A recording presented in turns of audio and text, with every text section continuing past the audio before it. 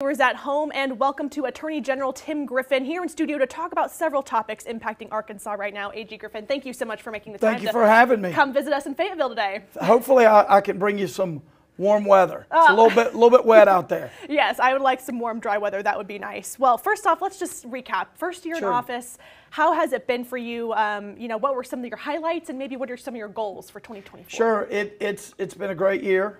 It went by so fast, and I'm able to mark those years going by because I have young kids, and it flies by, and all of a sudden they're grown up.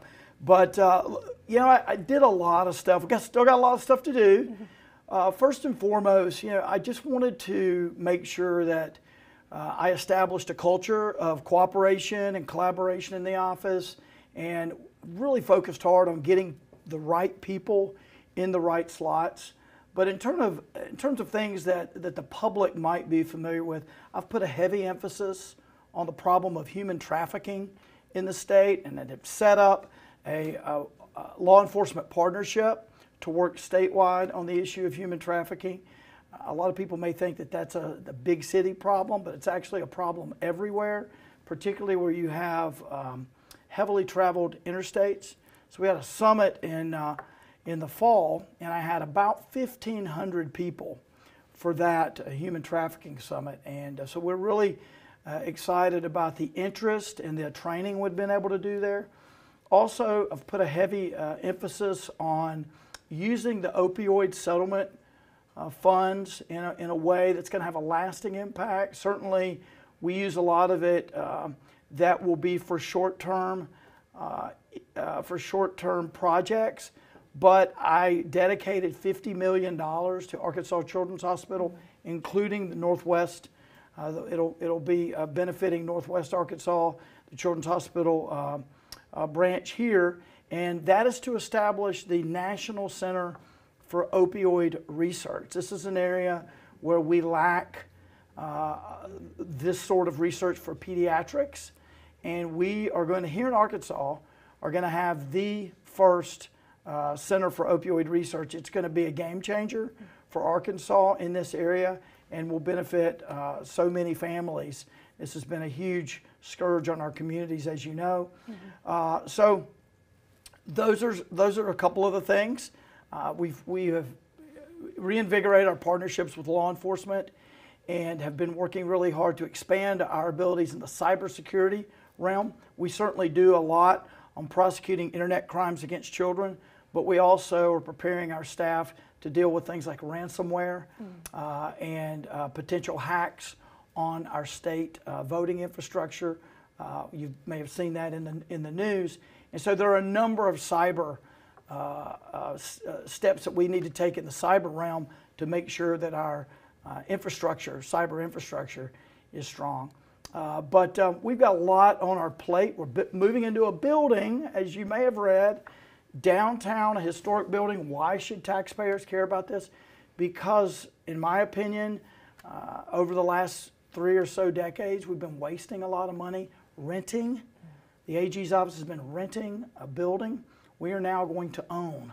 And no one would rent if they were going to live in a place for decades and decades and decades. And we shouldn't be renting either. So we're really excited about that. That preparation for the move is ongoing. But we just got a lot going on. Reinvigorate our opinion section, which reviews the ballot initiatives, which you may have a question or two about. It's been in the press a lot. That process, the ballot initiative review process, is about 80 years old. It was taken away from my office for a couple years. The Supreme Court said that the way it was being done through the Election Commission for a couple years was not constitutional. So I advocated to get it back the way it had been done for a long, long time. We're doing that again. It's in the press a lot.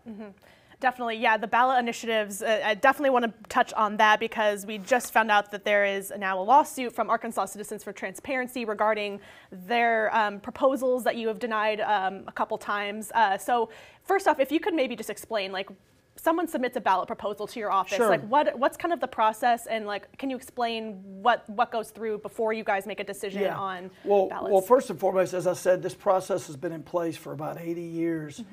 Secondly, my personal views about a ballot measure are completely irrelevant.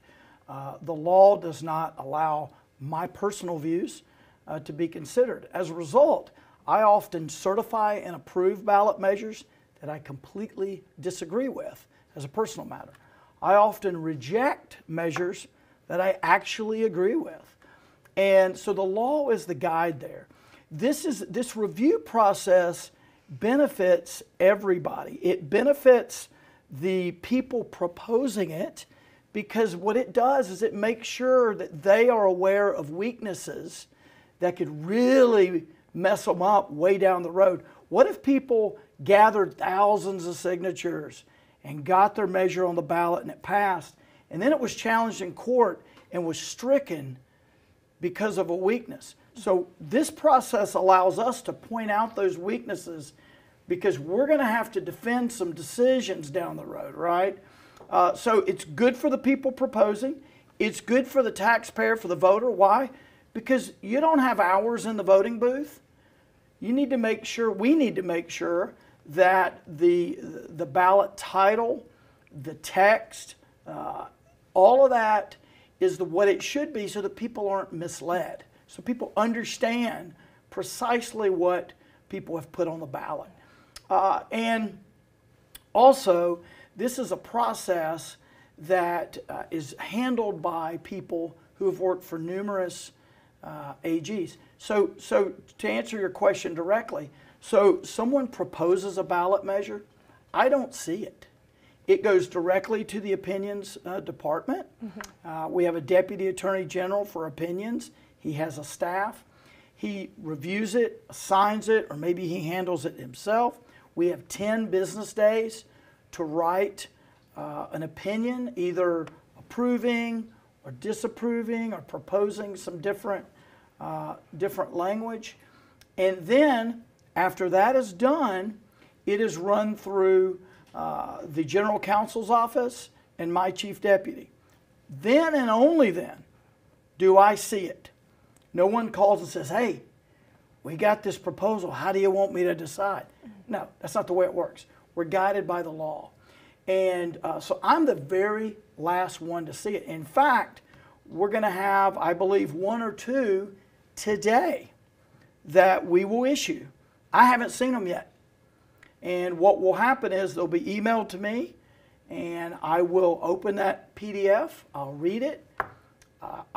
We've had about 100 opinions over the last year. I haven't changed the outcome on any. I may have some typo changes or something like that here or there, but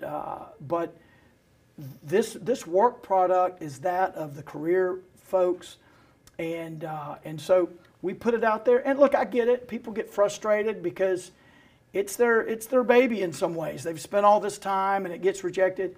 But the most productive way to deal with it, if it gets rejected, contact our office and let us work with you on meeting the legal standard. Because our job under the law is to make sure that it's not misleading. And that really is for the benefit of everybody. So again, I just want to emphasize this. You're going to see a number of these opinions coming out in the coming days. We've had, I think, more ballot proposals than ever in history, I believe. And you're going to see some that I absolutely disagree with that we approve. And you're going to see some that I reject that, excuse me, that I actually love. So, you know, we have to follow the law. And so with this specific, with this ballot proposal from the Arkansas Citizens for Transparency lawsuit, they're saying that, you know, you have 10 days to either certify or give a substitute and certify. And so I think their argument is that you haven't given like a substitute ballot title. So what's kind of your response to that? Well, we laid all this out in the opinion. There are only some circumstances where we can provide a substitute. If it's unclear what someone means, for example, well, then we can't substitute better language if we're not even sure what they're talking about, right? If they're using words that aren't defined or what have you. But in these particular cases, we have we've applied the law, and if we can substitute, we often do. If we cannot, we don't. But look, I'm 100% confident in the work that my staff did on these, and I welcome the review of the Supreme Court. What the Supreme Court will do is they will review our analysis, and they'll take a look, and I think in the end, I feel really good about it. Perfect. And what does it say to you when we're having a record amount or a potentially record amount of ballot proposals coming to your office? I mean, is that like, you know, is this a good thing that people are getting involved with their civic duty and what they can contribute to Arkansas? Is this maybe a concern from the legislature that they're not listening to the people? I think there are a number of factors. I think there are absolutely a number of factors. It's hard to get inside the mind of the people who propose. Sometimes you have people who just came up with an idea and pursued it. Other times you have special interest who find someone, they hire someone, and they put a lot of money behind an ad campaign down the road. So it varies. Look, here's what I would say about that. We live in a democratic republic. And in the republic, that's where you elect people, and then they speak on your behalf, right? And that's the way we normally go about making our laws. You elect your legislators, they vote on bills, the governor signs a bill into law, for example. Well, in this case, we're circumventing that and using another process or using a constitutional process. We ought to make sure that the language used is as clear as possible because it is a different route. We need to make sure if we're going to change the law for 3.3 million Arkansans, we need to make sure that it's right because it shouldn't be as easy as picking up a coffee in a drive-thru. It shouldn't be unnecessarily burdensome, but the robustness, the precision, all of these things that are required to jump through the hoops, it seems to me that's a small price to pay to make sure that it's right. And so, look, I know people on both sides get aggravated, but I sincerely believe that this 80-year process of the Attorney General, whether it's me or somebody else, playing this role, I think that's exactly the way it ought to work, and I think it works really well. The main people who get aggravated are the ones, obviously, that whose proposals get rejected. But in many cases, maybe not all, but in many cases, they'll keep coming back until it's accepted. So we just keep working with people, and it's part of the process. And I know one of the issues that maybe this lawsuit brought up was, you know, it keeps getting rejected, and then their time to get signatures becomes less and less and less. Yeah, that's a consequence of time, and I can't change time. Time is always an issue. It's an issue when you're turning in your homework for my 16 and 13-year-old. It's an issue for me when I've got to be at a meeting, and it's an issue when you've got to get signatures. Look, I can't change time. I understand that, but we certainly no one's proposing that we say, well, time's running out, so let's just put something on the ballot and just don't worry about it. Of course no one would say that. And I know you're not suggesting that. I haven't heard anyone suggest that we put incorrect proposals on the ballot simply so they have time to get their signatures. Well, and that wouldn't make sense because if you've got a misleading text, misleading substance or title, how are you going to explain to people whose signatures you want what you're doing? So it's really important that we get it right. Time is an issue, not to make light of it. Time's always an issue. My hair used to be brown. It's silver now. Yes. So time's always an issue. All right, thank you for that response. Well, moving on now, yesterday the Judge Davis Fox in Pulaski County dropped the FOIA lawsuit against the Board of Corrections. Can I just have your reaction to that decision? Yeah, I think the law's crystal clear in this case, and as you know, that's not the end of the road for this suit. So feel really good about where we are on the law, and we'll just keep going through the courts. So you do intend to refile that law eventually? Well, we have, it won't be precisely as you characterize it, but we have plans, and we'll be announcing them soon.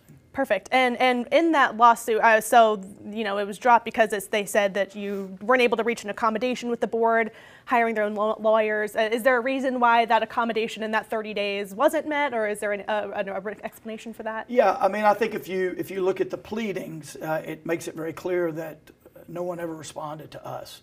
But all of that is laid out very clearly in the suit, and we'll have more to say on that soon. Okay, perfect. And so then moving on to the lawsuit, you guys are defending from the Board of Corrections regarding the Amendment 33 violation, that injunction upheld on Friday by the Circuit Court judge, and any reaction to that and to that lawsuit? Again, feel really confident with our position in both of these lawsuits. There are two separate lawsuits. One of them is a lawsuit that I brought on behalf of our Kansans, regarding violation of the Freedom of Information Act, and also a statute that deals with the hiring of special counsel. The other lawsuit is a lawsuit that was filed against the state, against the governor, that relates to Amendment 33. I'll just say that our filings are voluminous and speak for themselves, but I feel really good about where we are, and we'll have some announcements on that soon. Wonderful. In the meantime, do you think the state has any, or the governor, I'm sure if you can even speak to this, has any intention to work with the Board of Corrections regarding plans moving forward for prison beds, or does this all need to stay put while we're I'll let the governor speak for herself on that. Wonderful. Thank you. So another thing that has come up recently, AMI Days has been kind of a virtual learning days has been definitely a topic, as we've seen a lot of winter weather here in Arkansas this past week. Representative Julie Mayberry is potentially proposing legislation to add some flexibility with AMI days. Is there any concern from your office with LEARN's Act already enacted that very specifically says we can't use AMI days towards the 178 required days? Is there any, if a new law comes about potentially adding more flexibility to AMI days, does that cause any conflicts? Well, I'll just say that the legislature is a separate part of government. I respect them, and that will be between the governor and the legislators. We've certainly put out an opinion on AMI, and I will let them speak to the specifics of the administration, the Sanders administration's policy on this.